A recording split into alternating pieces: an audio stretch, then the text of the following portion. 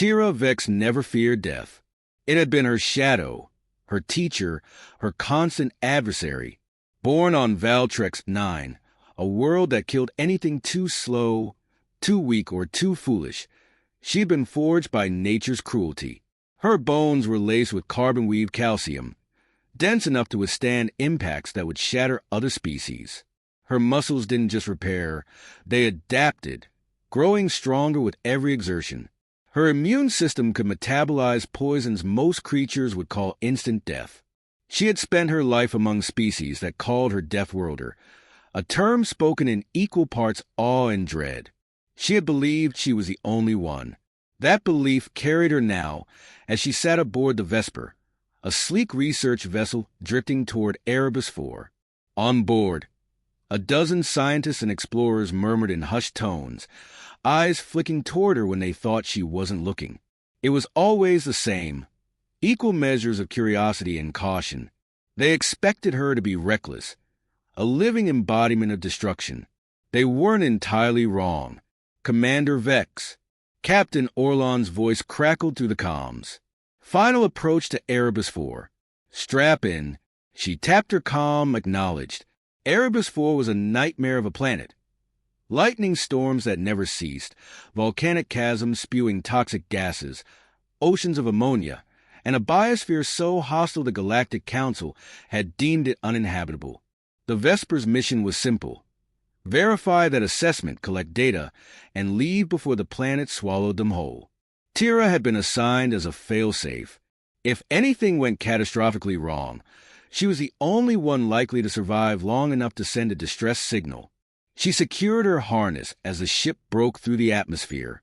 Buffeting winds slammed against the hull, streaks of violet lightning dancing across the viewports. The descent was rough, the stabilizer struggling against the sheer chaos below.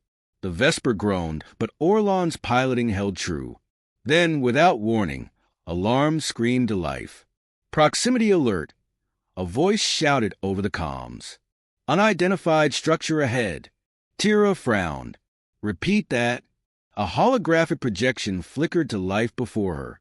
It wasn't a structure. It was a ship. And it wasn't alien. It was human. The Vesper landed in a jagged canyon, where the wind howled like a starving predator. Tira was the first to disembark, her boots crunching against obsidian rock. The air was thick with volatile compounds, breathable only through a high-grade filtration system. The human vessel loomed ahead, half buried in the terrain. It was old, battle-worn but intact. A makeshift settlement sprawled nearby, constructed from salvaged hull plating and native materials. How? Orlon whispered beside her. The question was valid. Humanity wasn't a recognized Deathworlder species. Their homeworld, Earth, was dangerous by galactic standards, but not to the degree of Valtrex 9. They weren't supposed to survive places like this. Tira marched forward. If there were humans here, she wanted answers. The settlement's outer gates groaned open before she reached them. A figure stepped forward, his stance loose but his presence commanding. His dark uniform was patched with reinforced fabric, his boots caked in the dust of 1,000 battles. His face, rugged, lined with experience, was partially shadowed beneath the brim of a weather-worn cap. He studied Tira with sharp blue eyes and let out a low whistle. Well, I'll be damned. She crossed her arms. Identify yourself. Commander Jack Carter, Earth's Terran Expeditionary Corps. He smirked. And you must be the alien boogeyman everyone's afraid of. She didn't rise to the bait. How are you alive? Carter chuckled. Oh, that's a long story. But let's just say we don't go down easy. Tira's instincts screamed at her. Something about him, about all this, didn't make sense. But one thing was certain. She wasn't the only Deathworlder here. And that changed everything. Tira had encountered countless species, each with their own quirks. Some fragile but clever, others strong but predictable. Humanity, however, was an enigma. They weren't supposed to be here. They weren't supposed to survive here. And yet they had. Commander Carter led her through the settlement, a cluster of makeshift structures built from ship wreckage and repurposed alien materials. It shouldn't have held together, yet it did. Smoke curled from a chimney fashioned out of salvaged thruster piping. Strips of dried alien meat hung from a rack, as if this were some primitive frontier town, rather than a Death World outpost. "Cozy little place, huh?" Carter said with a smirk. "Home sweet hellhole." Tira's gaze swept over the settlement. "You built all this? Well, when your ship crashes on an uncharted nightmare planet, you get creative." He gestured for her to follow. "Come on. You should meet the team, the survivors." Inside what passed for a command center, really just a reinforced section of hull with a few consoles scavenged from the wreck, 3 figures stood waiting. Carter gestured to the first, a woman in a grease-stained jumpsuit, her dark hair tied back in a loose knot. Dr. Amara Patel, engineer, physicist, and general miracle worker. Amara rolled her eyes. "I prefer problem solver." She eyed Tira with open curiosity. "So you're the infamous Deathworlder. Thought you'd be taller." Tira arched a brow. "You're standing on a crate." Amara glanced down, muttered something under her breath, and hopped off. "Point taken." Carter motioned to the next crew member, a wiry man with sharp features and an irrepressible grin. He lounged against the console with the kind of ease that suggested equal parts confidence and recklessness. "This troublemaker is Leo Loki Moreno," Carter said. "Strategist, tactician, and professional chaos enthusiast." "Please," Loki said, spreading his arms. "I prefer tactically unpredictable." Tira folded her arms. "That's just a fancy way of saying reckless." He grinned. "Exactly." Finally, Carter gestured toward a tall, quiet woman who stood slightly apart from the rest, her gaze distant yet keenly aware. "And this is Juno Kim, our resident philosopher." Juno inclined her head slightly. "Linguist, actually. But philosophy comes with the territory when you spend enough time staring into the abyss." Tira studied them all. They were wrong, not in form, not in function, but in expectation. These weren't hardened survivalists who had simply endured by brute force. They were thinkers, builders, and, most dangerously, problem solvers. She gestured around them. "How long have you been here?" Carter rubbed the back of his neck. 3 months, give or take. Lost contact with our fleet after a bad jump. Crashed here. Thought we'd be dead in a week. And yet you're thriving." Carter grinned. "That's what we do. Human ingenuity." Tira watched as the humans went about their work. Amara repurposed scavenged tech into functional tools. Loki demonstrated a perimeter defense system built from salvaged drone parts and alien fauna. Some kind of plant that excreted a paralytic toxin when disturbed. "It took some trial and error," he admitted. "Nearly killed Carter once." Carter shot him a look. "You said it was safe." Loki shrugged. "Science is about discovery." Meanwhile, Juno pored over a series of glyphs etched into a data slate. "The planet isn't as uncharted as we thought. There are ruins, remnants of something old, something deliberate." Tira frowned. "You think someone lived here?" "Not lived. Survived, just like us. The bigger threat." Before Tira could question further, an alarm blared. Amara cursed, pulling up a hollow display. "Motion sensors just tripped, north perimeter." Carter's expression darkened.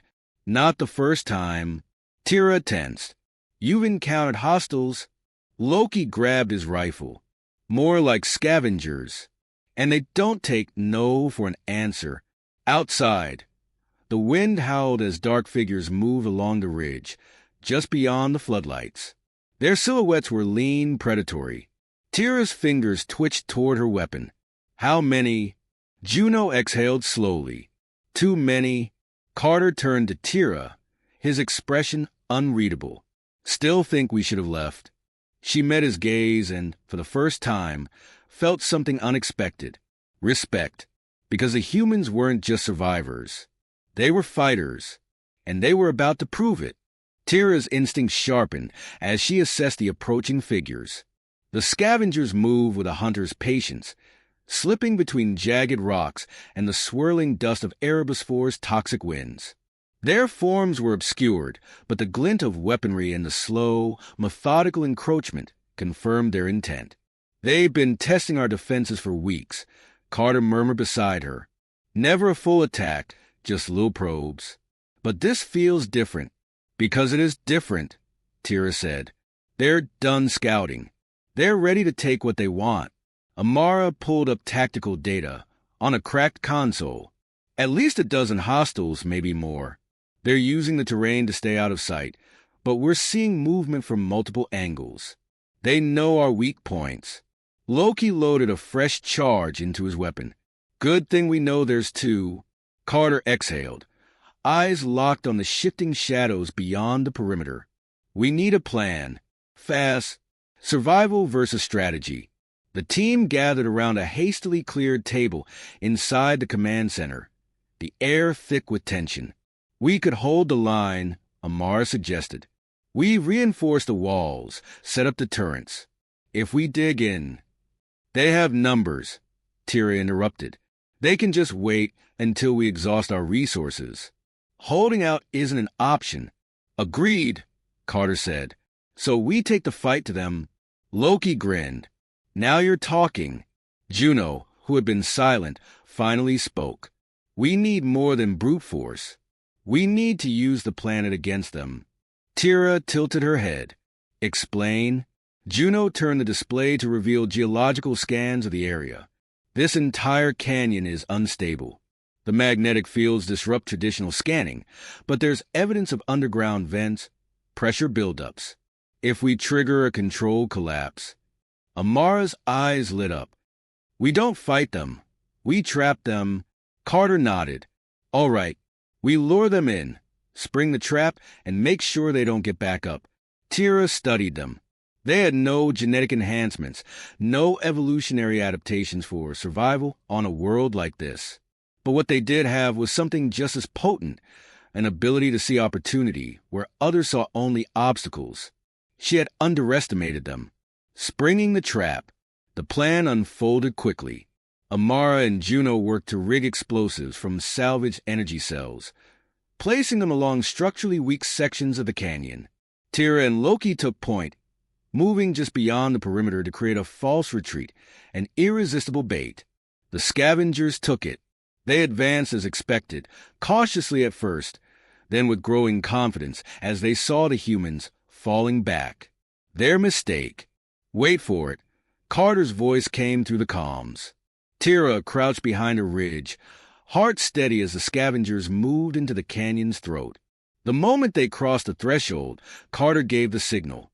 "Now." Amara detonated the charges. The earth roared as controlled explosions sent tons of rock and debris cascading down, sealing off exits and forcing the scavengers into the center of the canyon.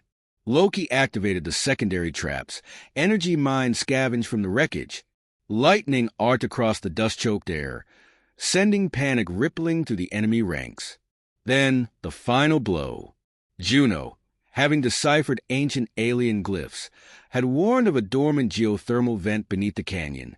When the explosives triggered it, a violent jet of superheated gas erupted from below, consuming what remained of the scavengers. Silence followed, then Carter's voice. "Well, that worked." Tira's paradigm shift. The team regrouped at the settlement, weary but victorious. "That was reckless," Tira said, though there was no bite in her words. Carter chuckled. "You're starting to sound like Juno." Juno smirked. "I take that as a compliment." Tira glanced between them. "You shouldn't have survived this world. And yet, here we are," Loki said, stretching. "We're stubborn like that." Tira exhaled, something shifting in her perception of them. She had always believed she was the only Deathworlder, the only one who could adapt to the impossible. But now she understood the truth. Humanity didn't just survive. They thrived. And that meant the galaxy had no idea what was coming. The smoke still lingered in the air, curling above the collapsed canyon like the last breath of a dying beast. Tira stood at the edge of the ridge, gazing down at the wreckage. Nothing moved below. The scavengers, whoever they had been, were gone, buried beneath the rock and fire they had so eagerly walked into. She had seen death before, had dealt it out in plenty, but something about this battle felt different. These humans, these so-called soft-worlders, had survived a fight they should have lost. Not through brute strength, but through sheer ingenuity and audacity. And they didn't hesitate. The realization unsettled her. It also fascinated her. Behind her, Carter let out a long, satisfied breath. I'd say that went well. Loki dusted himself off. I mean, aside from nearly dying. But that's standard procedure at this point. Amara wiped soot from her forehead. We need to do a systems check. Make sure the structural integrity of the settlement held. Juno was already scanning the horizon, her expression unreadable. We also need to talk about what happens next. Tira turned to them. Next, Carter met her gaze, and for the first time, there was no humor in his expression. We made a lot of noise tonight. Someone's going to notice. The consequences of victory. Back at the settlement, the team gathered around the dim glow of a hollow console. Juno pulled up a planetary map, highlighting their position. The canyon was now a sealed tomb, but further out, distant heat signatures flickered on the screen. We assumed these scavengers were an isolated threat, she said. But this suggests they were part of something bigger. Tira studied the map. The signals weren't converging yet, but they were there, watching, waiting. More ships, she asked. Possibly, Amara said. Or just more survivors like us. Loki leaned back, stretching. Well, if they're survivors, maybe we make friends. If they're not, he mimed a small explosion with his fingers. Subtle, Juno murmured. Tira exhaled, considering the implications. The battle had proven one thing. Erebus 4 was not uninhabited. And that meant the greater galactic community would take notice. Word will spread, she said. Even if no one saw the battle, they'll hear about it eventually. Your people will be classified as Deathworlders. Carter smirked. That's supposed to be a bad thing. Tira narrowed her eyes. You don't understand what that means. Deathworlders are feared. You'll be seen as a threat. Good, Loki said. Amara shot him a look. No, not good. That means more enemies, more scrutiny, more bureaucracy breathing down our necks. Carter leaned forward, resting his arms on the table. We weren't exactly planning on fading into obscurity. The galaxy already underestimates us. If this Deathworlder label makes them think before messing with us, I'd say that's an advantage. Tira shook her head. You don't just get labeled. You get monitored. Every move you make will be watched. Every alliance you form will be questioned. You'll never be left alone again. Silence settled over the room. Then Juno spoke. Then we make sure we control the narrative. Carter nodded. Exactly. We don't just survive here. We make sure the galaxy knows why. A new alliance. Tira took a slow breath. She had spent years believing herself alone, the last of her kind, an anomaly in a galaxy of fragile beings. But now, she wasn't alone anymore. These humans weren't like her, not biologically, but they thought like Deathworlders. They saw disaster and turned it into an opportunity. They refused to break, and she had never respected anyone more. Carter watched her carefully. You thinking of staying? Tira glanced at the map, at the flickering heat signatures in the distance. The unknown called to her, but so did something else. A challenge, a purpose, a chance to rewrite everything she thought she knew. She met Carter's gaze. I think you're going to need all the help you can get. His grin widened. Welcome to the crazy club. Tira. Loki clapped his hands together. So, we're all agreed. Step 1, survive. Step 2, take over the galaxy. Amara groaned. We're not taking over the galaxy. Juno smirked. Not yet, anyway. Tira allowed herself a rare smile. For the first time in her life, she wasn't the only Deathworlder, and the universe had no idea what was coming.